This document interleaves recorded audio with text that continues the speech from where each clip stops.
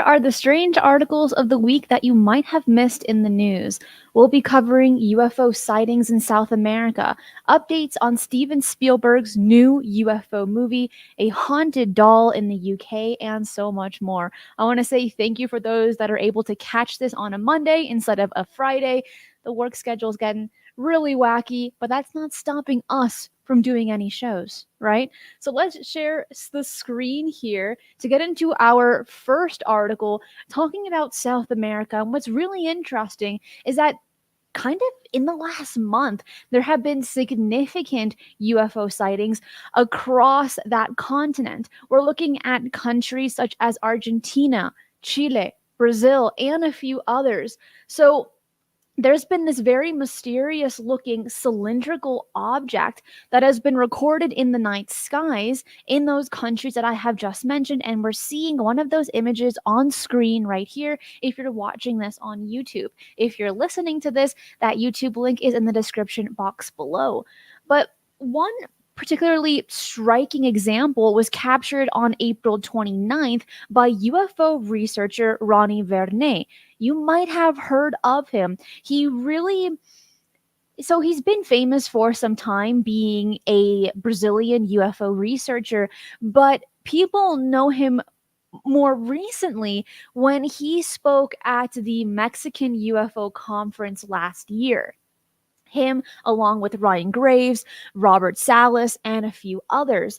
And so to have someone like himself to talk about these things, and he's actually been the one collecting a lot of these videos and photos of these cylindrical UFOs across South America, it's very interesting to say the least. And so this apparent cylindrical object glided into frame at about 5:01 a.m. April 29th, heading northeast for about 80 seconds before moving out of sight.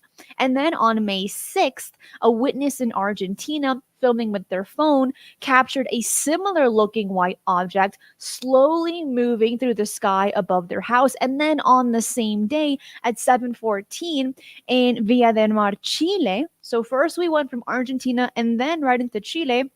A third witness videoed another incident, though this time the cylindrical object was blue. So here what we're seeing is just this consistency in shape across South America. And then on May 8th, residents of a Brazilian town near the border of Uruguay, it's not Uruguay, that's like such a lame way to say it, and also improper. It's Uruguay, right? And they filmed one that appeared to change color from white to blue to yellow. And when people were looking at this, when this was all happening rather rapidly, actually, people were saying, it must be one of Elon Musk's Starlight satellites. And you know what? This is a understandable thing, mainly because there were launches in Florida on May 6th and May 8th. However, is this going to be the new description or the new plausible answer for swamp gas, right? Or drones, these kinds of things, or weather balloons. And I know it said Starlight. I'm going to say Starlink. Thank you for those that caught it and corrected me. I appreciate you. So when we're looking at this, we have to consider all the possibilities, and we do have to note that those sightings took place during the same times as the launches, but now it doesn't necessarily explain for April 29th and a few others that have been seen after that, following the same shape and following so that line of colors between white, blue, and yellow. And Thomas, thank you so much for that. If you're enjoying the show so far, hit that like button right down below because we still have so many articles to cover. Before we continue, actually, I want to just stay on this point just for a moment, because would this be considered a UFO flap, where you have a UFO sighting that takes place more than once, therefore it is known as a flap?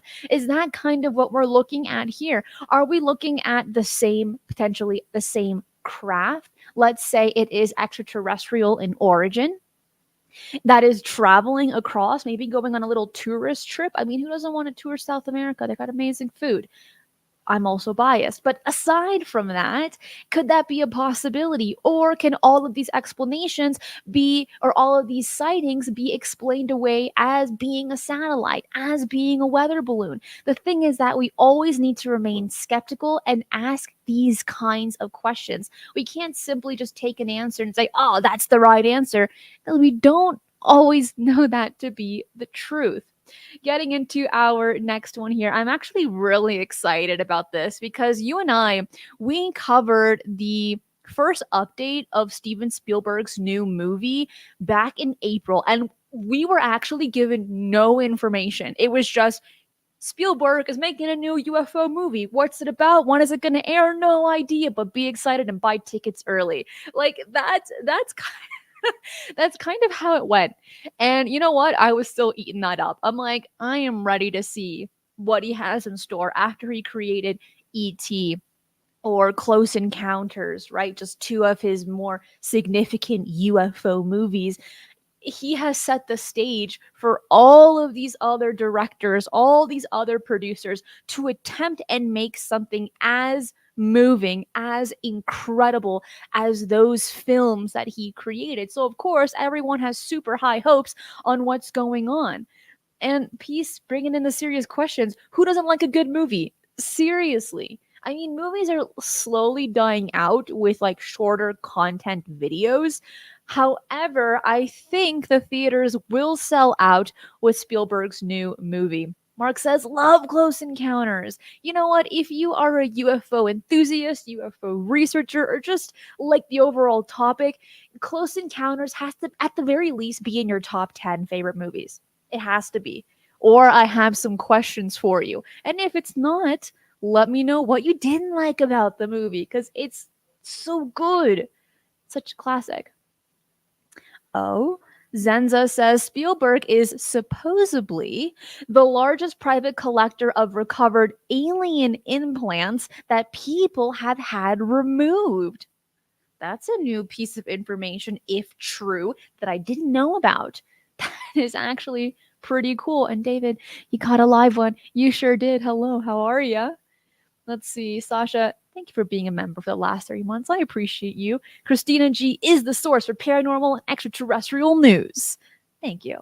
And Brian, thank you so much for that as well. I do appreciate it. So, looking at this, you're here for the news. What does Spielberg have in store for us? We have one solid piece of information, okay? And that is his movie, his film, whenever we're going to get the title of it. It will be released August 15th, 2026.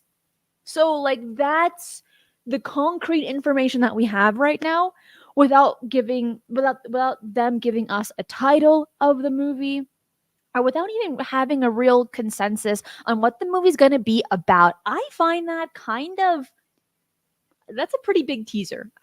That's probably the best word to use at this moment is I'm left in the dark and we're going to go from there. So right now there are people speculating on what the film will be about from the hints that Spielberg has given in interviews, and there's a few possibilities on what it might be covering, which, to be fair, he has not created another UFO movie in decades. And the last several years, let's say the last 5 years, have been wild when it comes to the push for UFO disclosure. And I'm using that lightly, D in lowercase, not in uppercase here.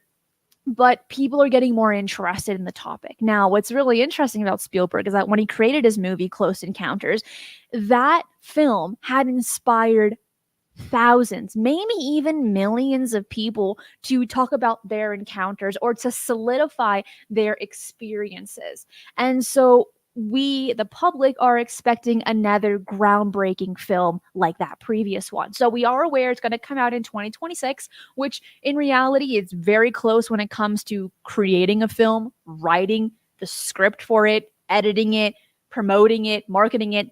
That's pretty fast. Now, here are some ideas on what it might be about. So it could be looking at Tom DeLonge's Secret Machines fiction book about the UFO topic that was released last year. That's a possibility. It could also look at the future humans hypothesis, or it could even look at Dr. Diana Pasulka's American Cosmic book, which deals with the story of the NASA scientist Dr. Timothy Taylor, and could provide or kind of serve as a type of source material.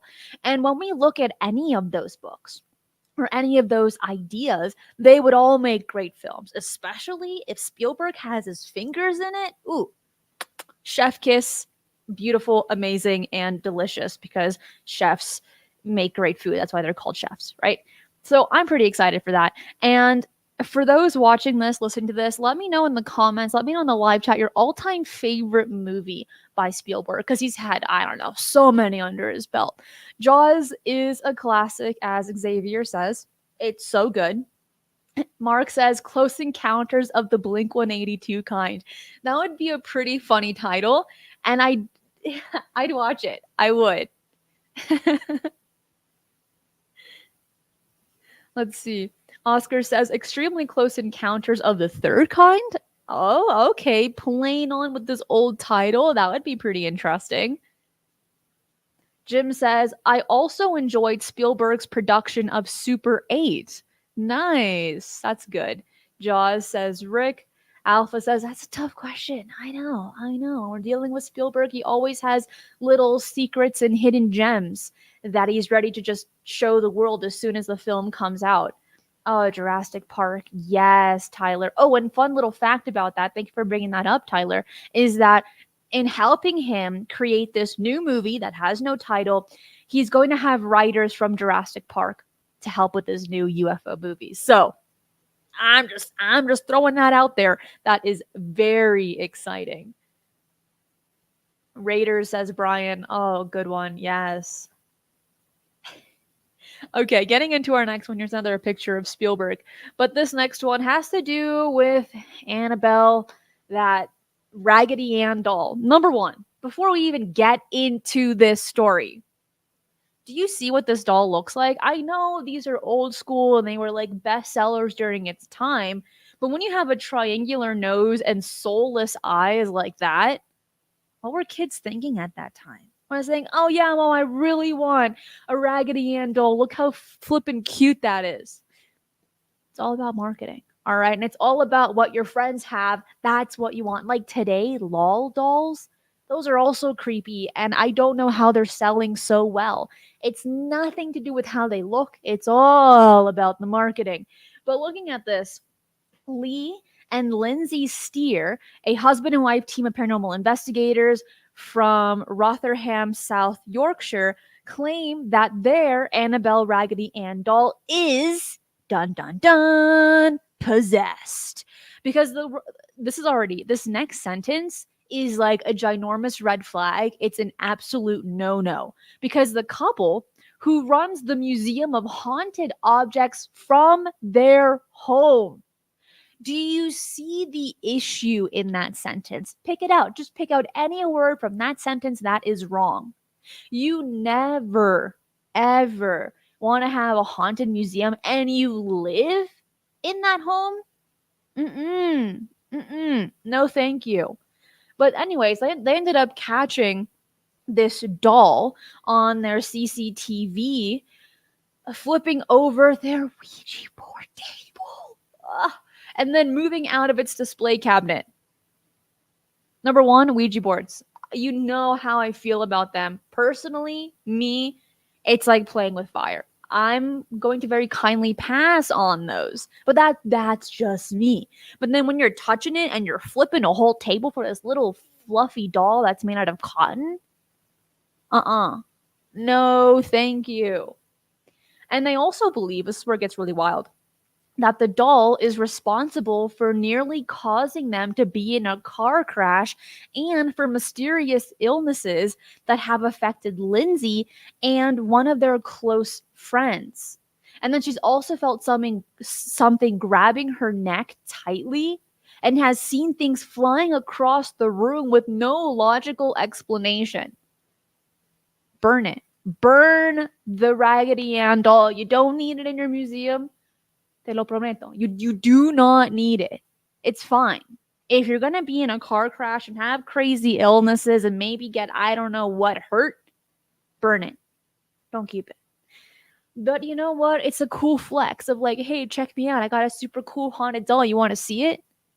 I mean, yes, it is definitely a flex, but you know what? To each their own here. Now, on Halloween night back in 2022 at, guess what time? It was the witching hour at 3 a.m. Annabelle supposedly stepped out of the display cabinet legs first. And Lindsay said, quote, she shouldn't have fallen legs first because her head is heavier than her legs. And it continues that the couple has noticed an increase in paranormal activity in the museum since the incident, with Lindsay being grabbed by the neck and objects flying across the room. And they plan, this is the worst part, they plan to keep Annabelle in the museum for now, but will in all caps, consider seeking help from a demonologist if things start getting violent. You don't need a demonologist. No, you don't need one. You just need a fire pit, some matches, okay? And that's it. And you're good. You should be a lot better. Maybe you might still get a few hauntings because you're living in a haunted museum, which is stupid. But aside from that, fire, in this case, is your friend. And it's pretty freaky stuff. But looking at this, when we're looking at paranormal objects or objects that have attachments to them, allowing them to be haunted or possessed, it's actually a really, really interesting phenomenon. And taking a step back, looking at this with the more scientific mindset or a researcher mindset, right? What people are considering here, specifically paranormal investigators, is that all objects and people, right, have this like energy charge in the sense of like frequencies, right? Vibes, as we say today.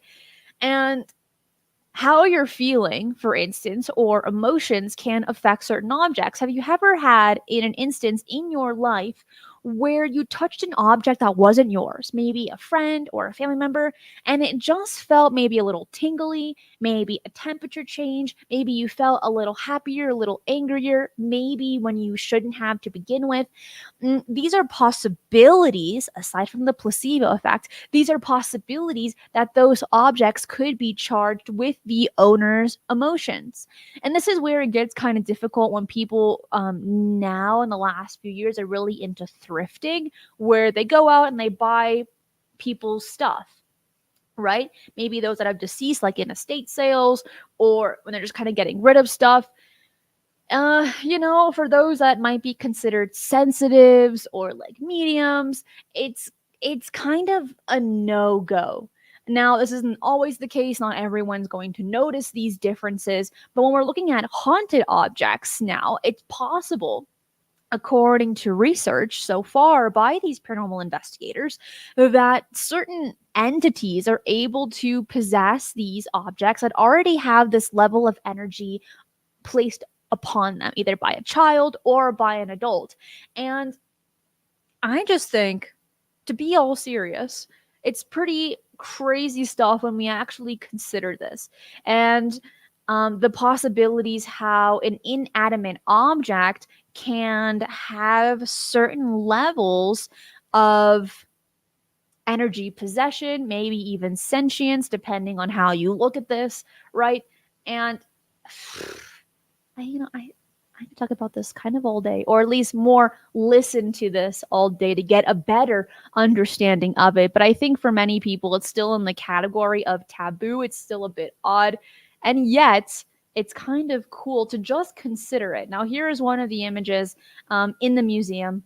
And here, this is Lee Steer, and this is where the doll, this is like their museum, and there's already a lot of issues. Number one, you have red walls. Like, that's not a nice fashion statement. Like, that's not good decor. Then you got whatever this is right on the floor. Then you got a bear and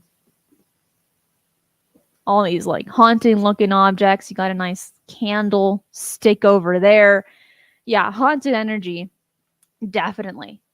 Ah, it's residual consciousness alpha. I think that's a really good way in saying it, and I'm glad you're here. I didn't have my thesaurus with me, but you are now my thesaurus. And yes, residual consciousness is a great way to put it.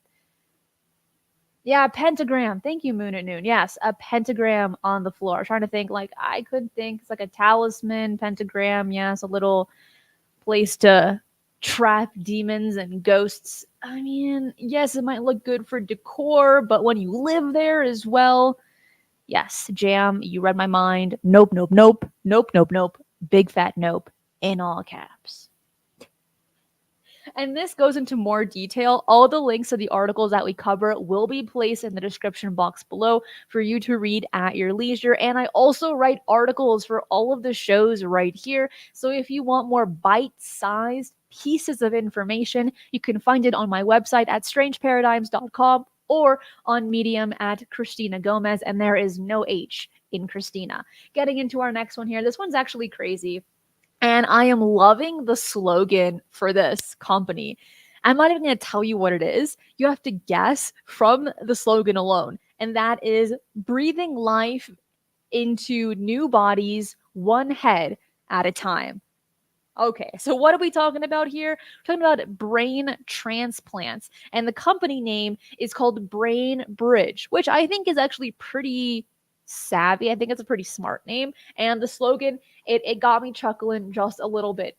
But in this groundbreaking medical development, Brain Bridge has introduced a system designed for human head transportation or transplantation, potentially offering a lifeline to patients with terminal illnesses or severe physical disabilities. And this is insane. We are literally jumping from science fiction into reality. 20, 30, 40 years ago, we were seeing this in science fiction movies.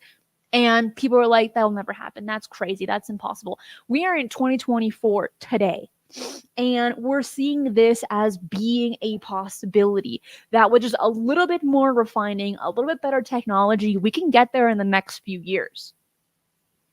Guys, everyone, we are living in such insane times across the board, not only with scientific developments, but also with developments of AI. And a fun little fact is that AI will be assisting doing these brain transplants. Getting more into this, the procedure involves cooling both the donor and the recipient to minimize brain damage. And if you're enjoying the show, hit that like button right down below. Let's get to 200 likes as we have 300 people watching this live. And what we're looking at here is that the key challenge lies in reattaching the spinal cord, which Brain Bridge addresses using a biocompatible material that acts as a scaffold to encourage nerve fiber growth and connection. We're using technology to do this.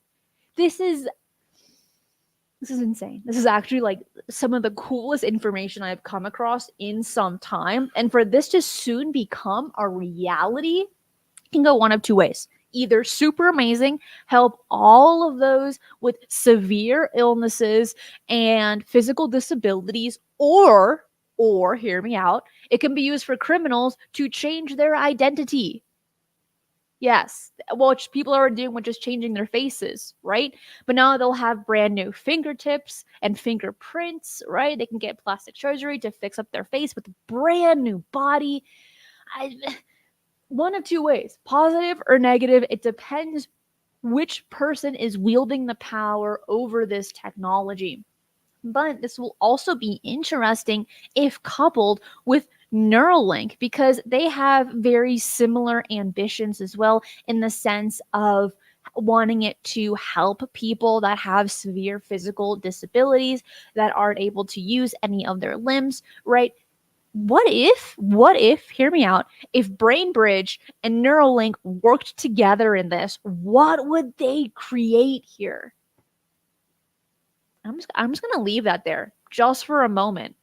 And Of course, as I had mentioned earlier, AI will be involved in this because without AI, this simply wouldn't be possible. But the question is, what else will AI solve? Will it solve aging? And for those that follow any kind of strange news, a few months ago, there was a professor that was living in a lake for 100 and something days. His telomeres got longer, which helped him age in reverse with because of the water pressure. So they say, right? This is crazy. Now, if we get AI involved with that information, how can it make that maybe into pill form? Maybe make it into cream form. Forget the collagen, right? Okay, that people ingest or put on their face. You can just put it in a little shot. And there you go. You're 20 years younger by tomorrow. AI will solve those problems at a much faster rate than people could ever do with their own minds.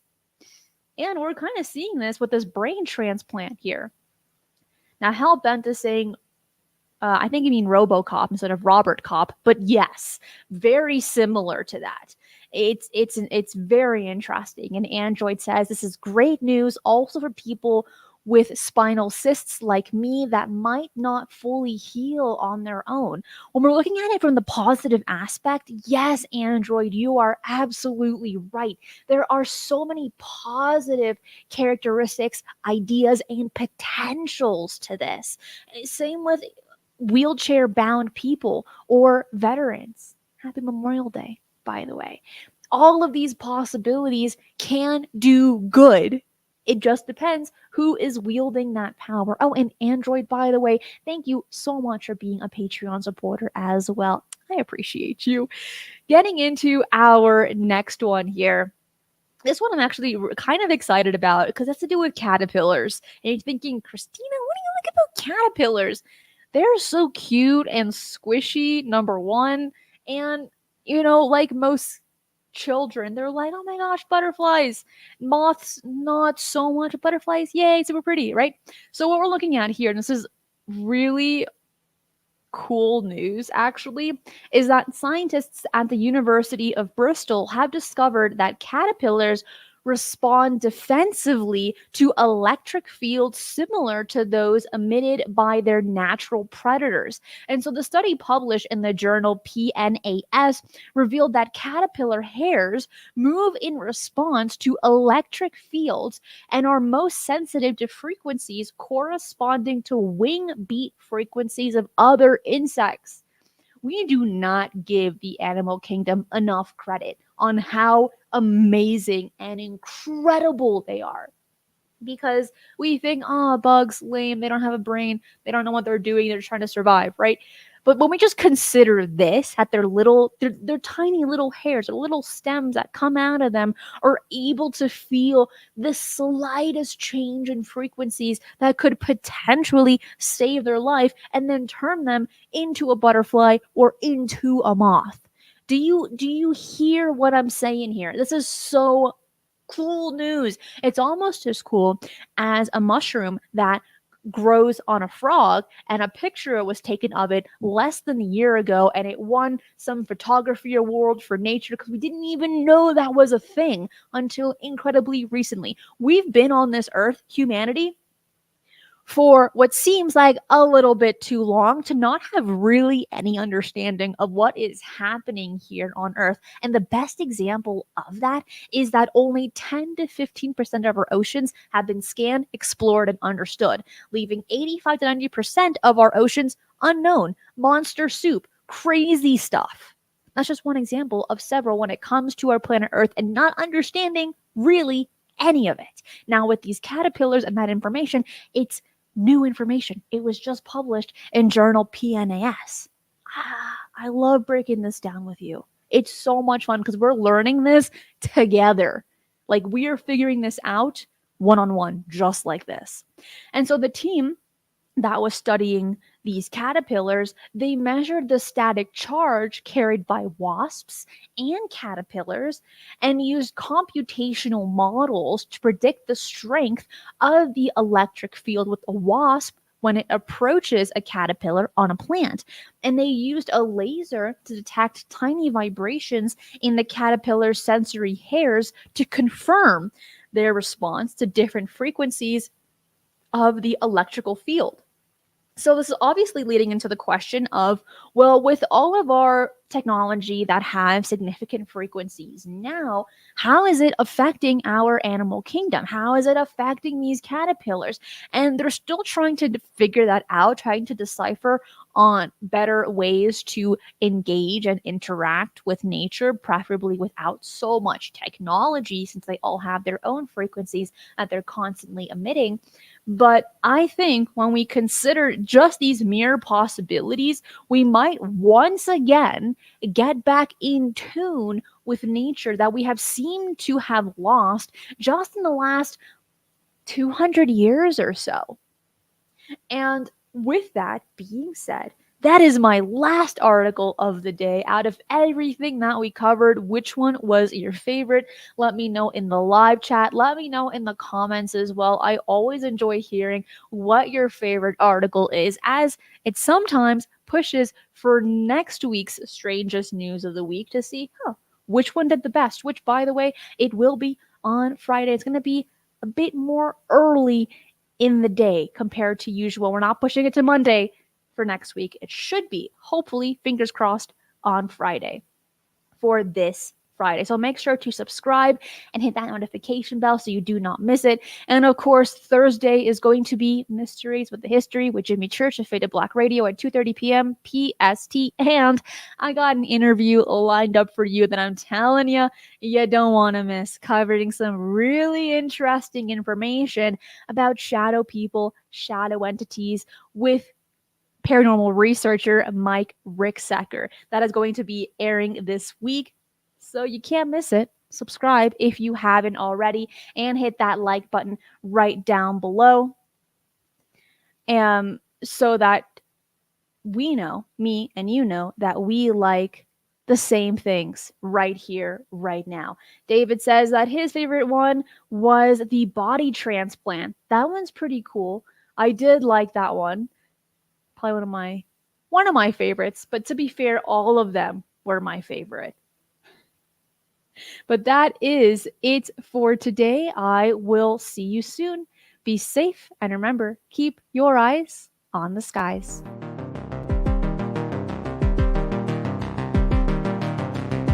If you enjoy the strange and the mysterious, UFOs, the paranormal, and cryptids, this channel is for you. So make sure to subscribe, as I do 3 videos right here every single week, and hit that notification bell so you do not miss any of the bonus content I post right here.